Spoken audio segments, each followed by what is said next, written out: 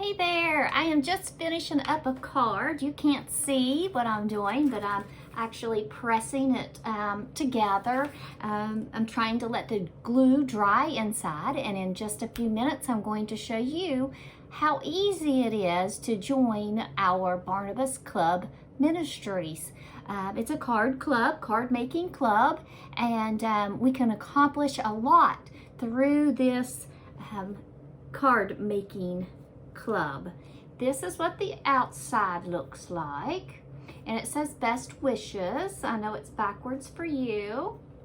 And then the inside is a pop-up card of a balloon. It's very, very easy to make. I make it extremely easy. My pink has not stuck yet. I was trying to let it dry, but maybe by the time we get ready to make the card, we will, I'll have that done. So Barnabas is what this card ministry is called, the Barnabas Club. Barnabas was a man who was very instrumental in the work of God through spreading the gospel for the early church. And in Acts 4:36 through 37, it tells you a little bit more about Barnabas, but it tells you how instrumental he was and of what good character he was.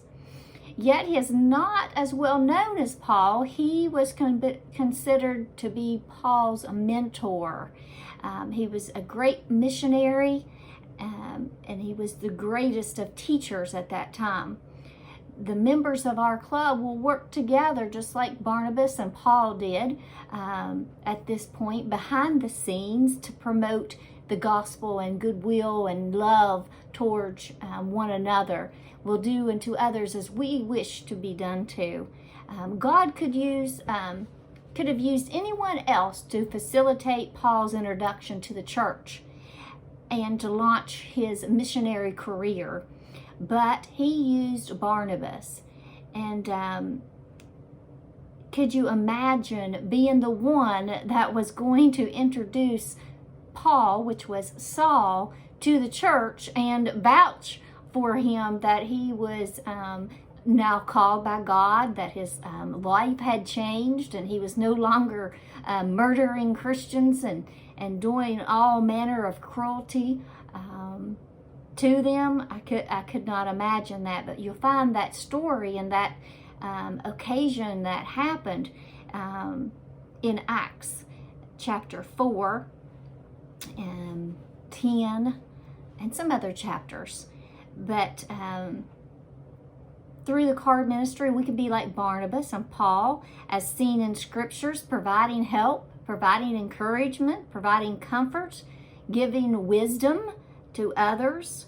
And that's the aim, for us to be an encourager. In his life, Barnabas traveled with Paul and Mark on some occasions. And through this ministry, a lot of us can't travel, especially because of COVID and for other reasons, financial reasons, and just all kinds of reasons that we're not world travelers. And we can reach the world through cards, if you will, spreading the gospel, encouraging people, lifting up the name of Jesus, providing scripture when appropriate, every time it's appropriate. Barnabas sold his property and donated it. In chapter 9 of Acts 26 and 27, you can read about that occurrence. But he actually sold his property and he brought the funds and laid it at the apostles' feet. And there his name, the apostles changed his name from Joses, which is a form of Joseph. They changed his name from a form of Joseph, which also Joseph, if you don't know, there's a root word there that lines up with the root word in Holy Spirit, but it is an extension. Barnabas was an extension. We will be an extension of the Holy Spirit, reaching out to the world of both believers and non-believers. We'll be working with this as a service project. So enough with the reasons why you should join our card ministry, or why you should have your own, or have me and meet with me and us do some cards together. Those are the reasons. Now, if you're working with me and you're at the card club shop, you'll be making little cards like this. And I like to finish up my cards with my extra paper on the envelope. So basically, what you would need is yourself, and if you're a true beginner and this would be your first card making experience and you don't have paper, scissors, and glue, don't worry about it. You just show up and I will allow you to use my supplies. We've had other card clubs, and each time we do, the members donate $10 or $15 to come in, and we buy supplies together so that we have moved the camera. It will cut off the top of my head, but that's okay. You don't need to see me, you need to see the work format anyhow. So what I like to start with is a working mat, a work mat. One side I work on, and one side is like a plushy kind of mat for stamping. So this side, you have your inches, and you can really line up your card. So I'm just looking at this card, and I'm going to duplicate this card. You will always have an example card. Sometimes you will have printed out instructions. Sometimes we'll just sit down and we kind of go do a card together. It's very easy. It comes from this little stamp set from Close to My Heart. And they are window clingish, if you will. I have my watercolor pencils.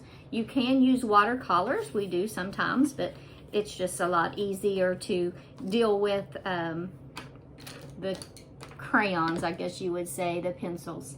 And I'm using a blue, a green, a pinkish, and a brownish. I am colorblind, believe that or not, and I still make cards. So that's one and a whole different story. So I'm just doing what the Lord have me do. But so what we want to start with is we want to make sure that we have the pieces. And tonight we just need a few pieces. I have a pinkish, and a whitish. The pattern paper. This is what you call a border. Each 12 by 12 sheet of paper has a little strip on it. And this piece. This is the middle insert. We'll get to that in just a moment. So first things first, we want to choose what kind of adhesive that we like. I like the multi-purpose Tombow liquid glue. It has a fine tip, and then it has this large tip on the bottom. I've usually just used the fine tip, but sometimes it's handy just to go on your paper and use the wider for bigger projects. But usually in card making, I use the fine tip. Now we do have the Tombow. This is my favorite. This is not the cheap store brand kind. It is made by Close to My Heart, and it is stickier, but it also allows for me to reposition. Only thing I'm going to do is line this up. I've got it lined up so that my card will come out straight and not catty-cornered. And our first piece we are going to glue down with the runner adhesive. The next little terry strip, I guess you could say, or I forget exactly what the other people call this, the little border strip. I might think of it here in a little bit. And I'm just going to use my Tombow to adhere that. Now I can't adhere the other piece because we're actually going to stamp with it. So before we stamp on it, however, I like to go ahead and make the dove tip, and that is very, very easy. You fold the one edge to the other edge. I don't know if you can see this, But you just fold, and you don't do it all because you just want, like, you want to make a ribbon. We want to make a ribbon. So it's just fold it. It gets a little bit hard when you're trying to do it for TV. Okay, and then we're just going to angle it like a triangle. And I usually have a specific pile that I like to make, or I do it over the trash can over here. So my scraps I normally don't keep.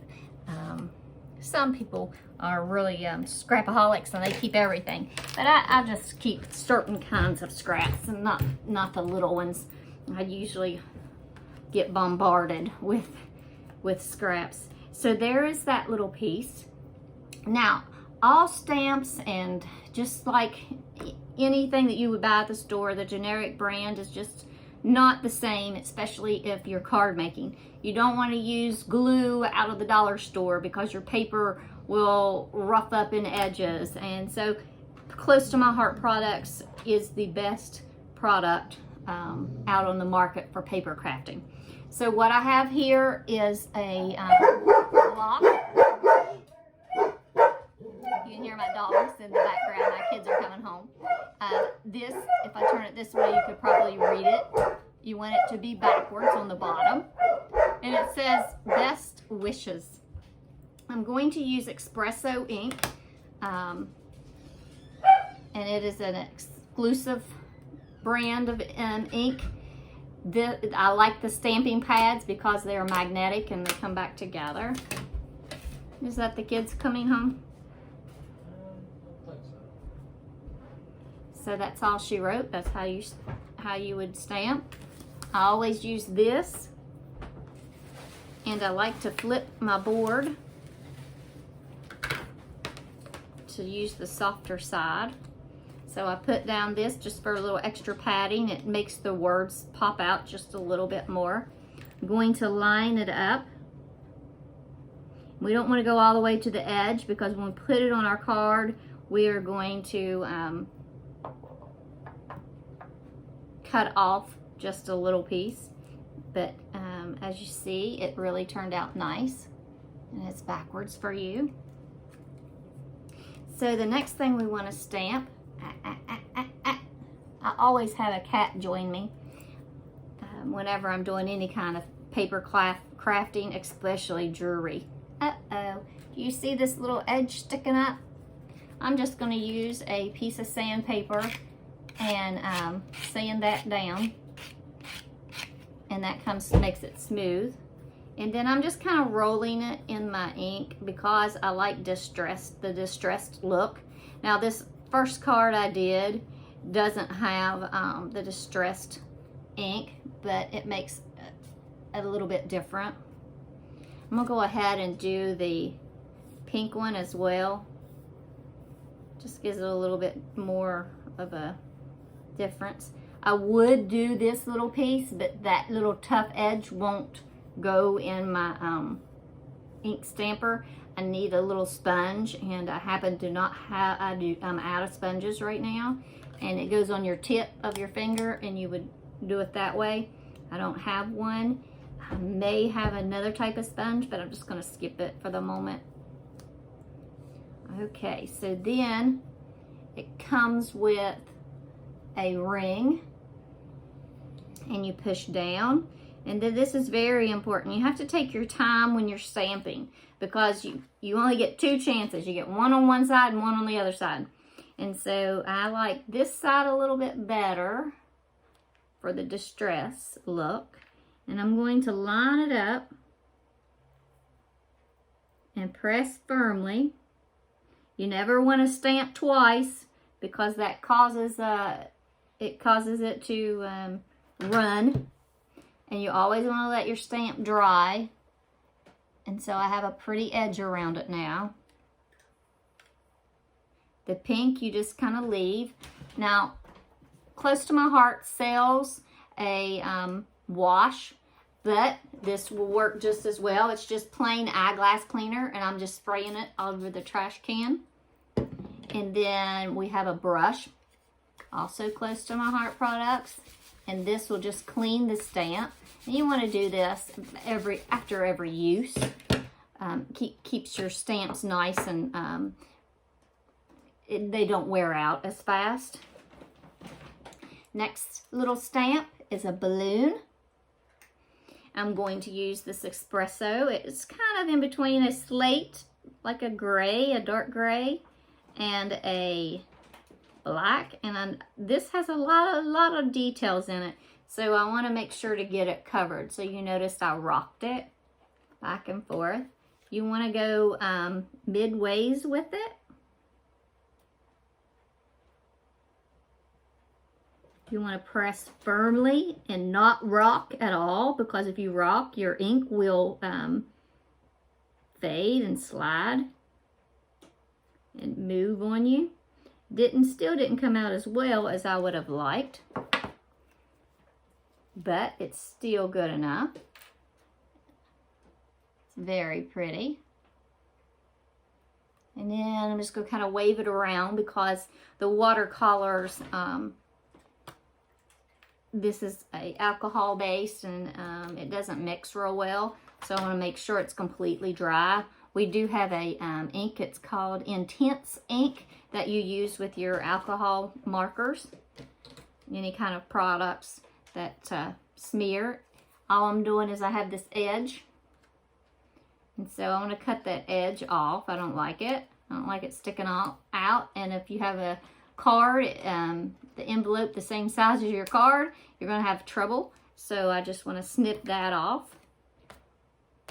And if you look on here, can you see the shiny where the glue? I'll give you a hint. It's in this corner. See that shine right there? That is glue. This is a special kind of eraser. And you notice that all the corners, I have used it over and over again.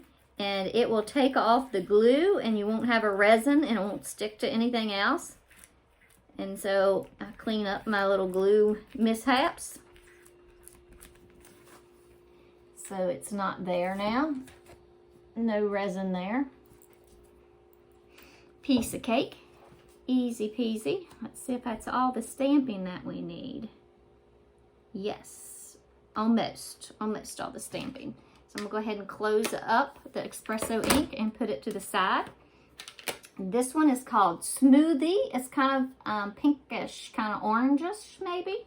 I don't think it's red at all.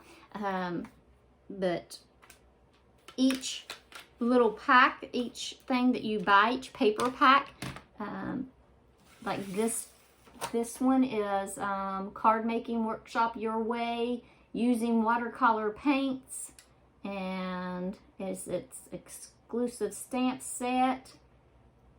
I was trying to look to see what the paper packet was called. Central Park is what it's called, Central Park. Well, it will tell you right here on the instructions, you need poppy ink, your thin cuts, black ink, and so forth.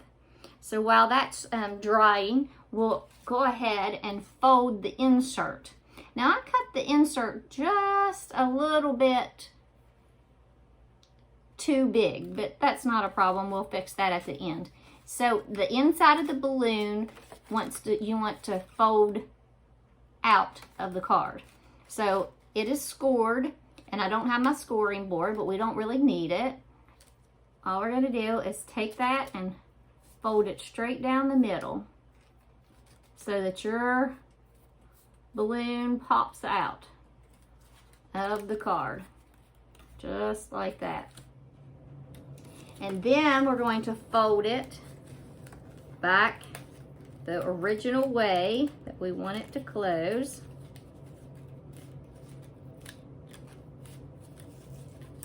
Okay, and push our balloon back. All right, so we have a card like so.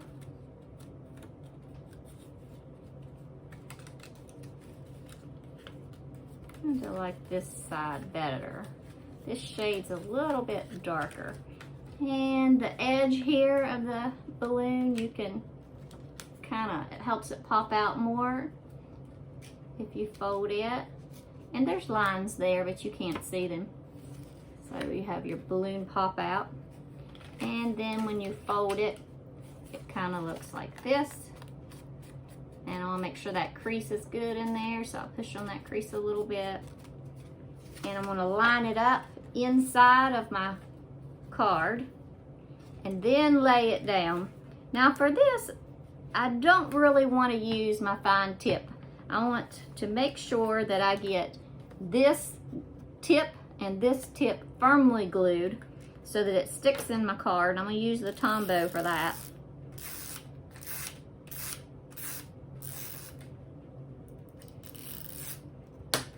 And then shut the card right over top. Okay, and then flip over on the back. And we want to make sure we're doing it on this side. I'll probably have to erase some glue on that side, because we can't have any glue where we do not want it, or when we open our card, it will stick to it. See how that sounded, that pop? All right, I have my little eraser. It's a little bit hard to get in there. Let's erase that mistake. When I was in school, I used a lot of erasers. A lot of erasers. Pencils would go bad because the erasers would be used.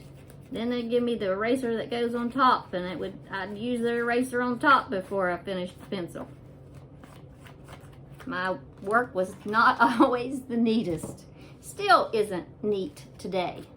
Okay, so then we have, oh, how cute. So notice there's just a tad bit of an edge here. I can put that edge right down in my cutter. And I think I'll do that this time. Instead of trimming it, I just want to make sure I get it straight and not, you know, it's somebody's card I'm personally making for them, and I want to make sure that I use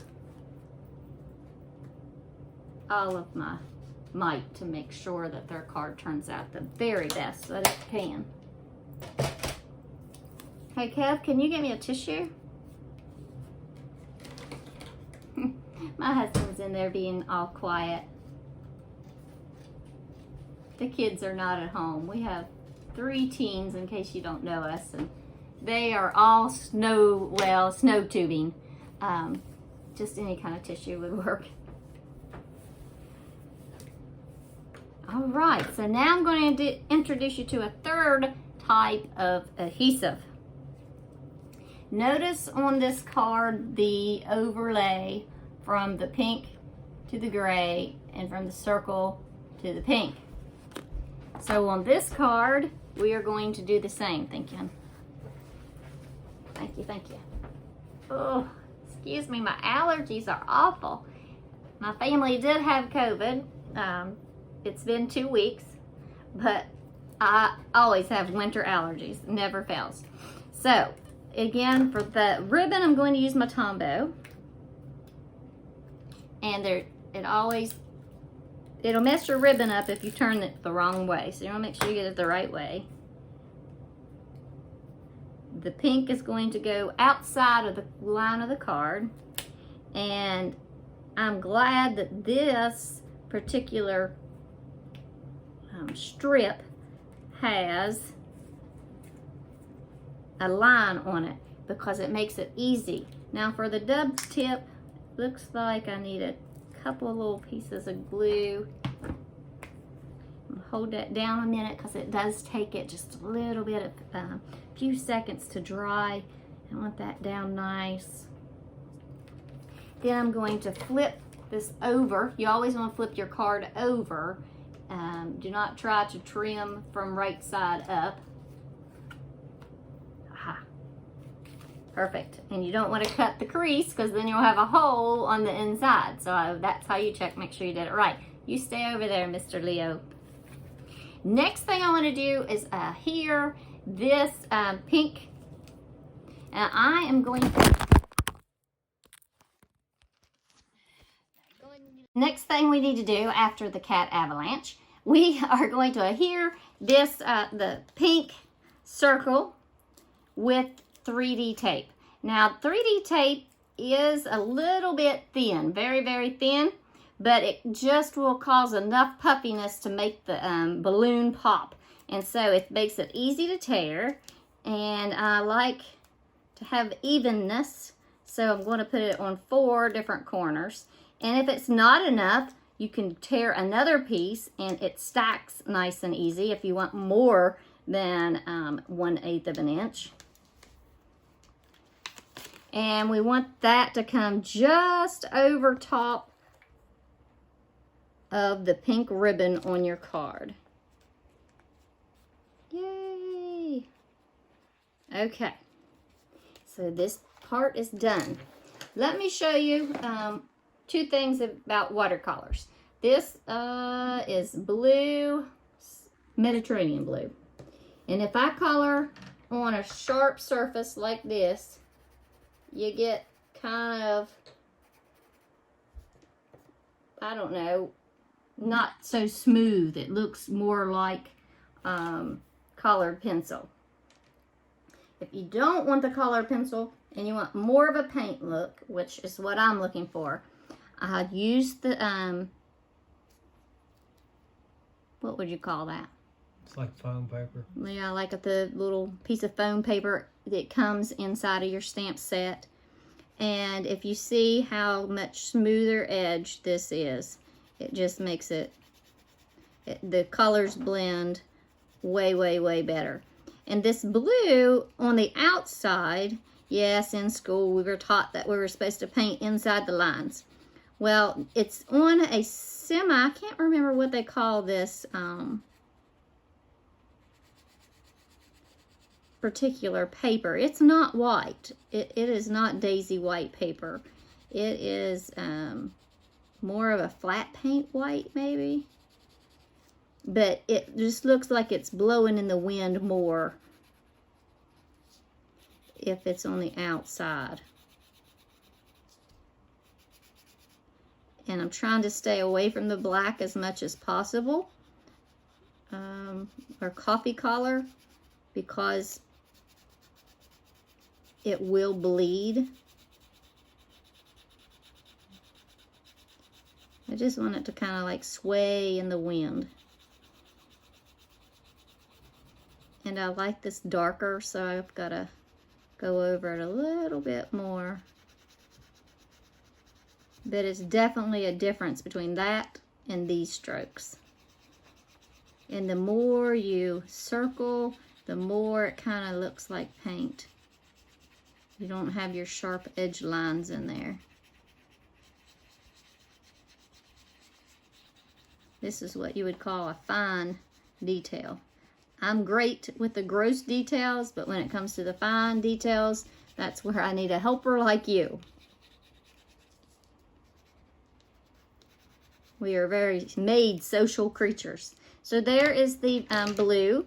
I want to do this top in red. You can choose whatever colors you like. I was trying to go with the different colored dots. That's what I was trying to go with. So I'm going to do some green just to enhance the balloon a little.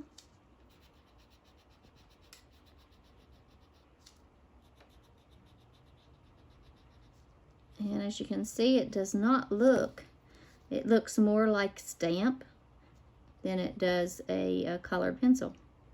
Because there's the sharp lines and there's the smooth lines.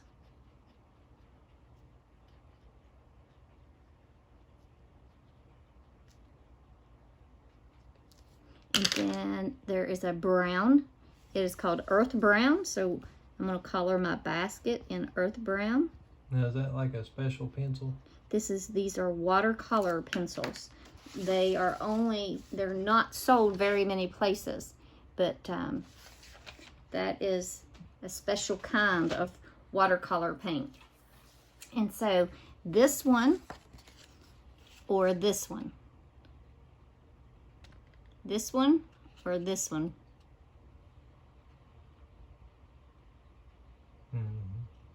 Definite difference. This one is done on tabletop.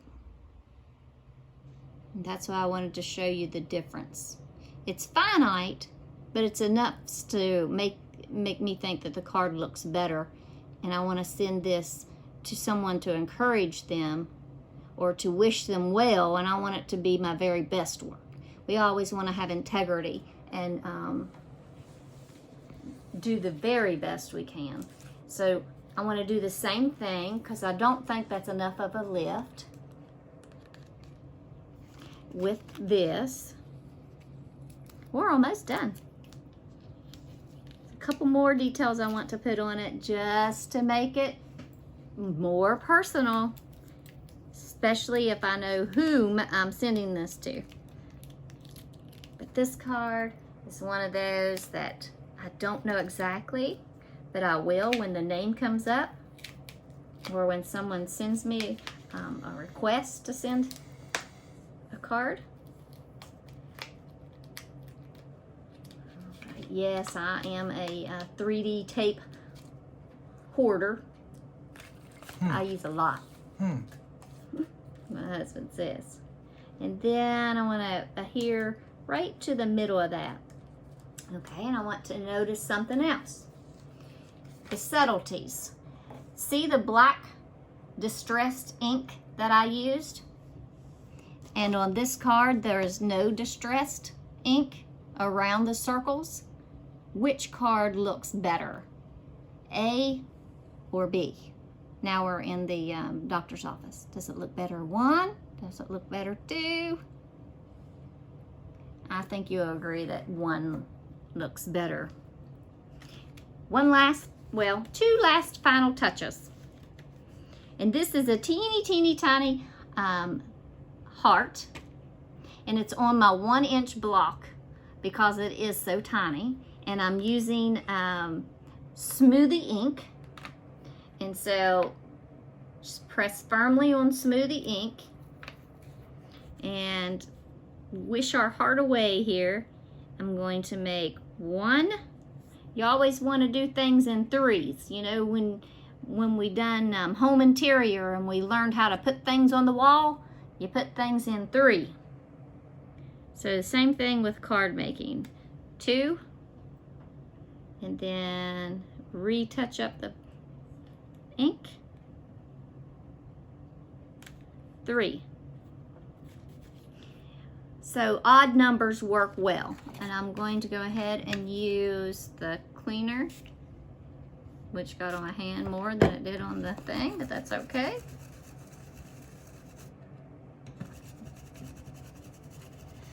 The glasses wash isn't gonna hurt. And one other thing, these are just blue sequins. And we used a lot of blue in this card. That's why I chose the blue.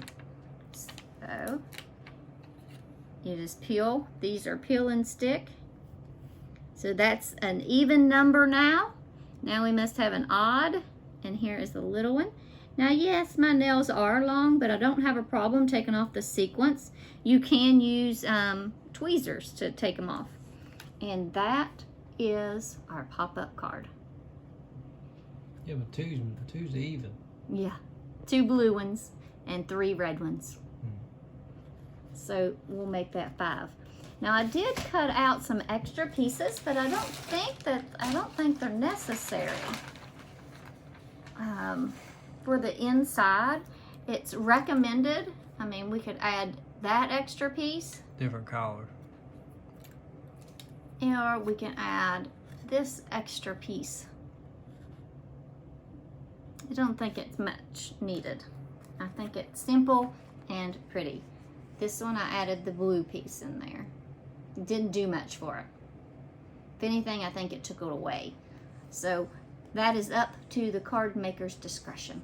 I hope you enjoyed our little tutorial, and I hope you'll join us in a class real soon. Please be certain to share this video so others can enjoy the artwork and maybe get some tips on how to make their own cards and learn about Barnabas.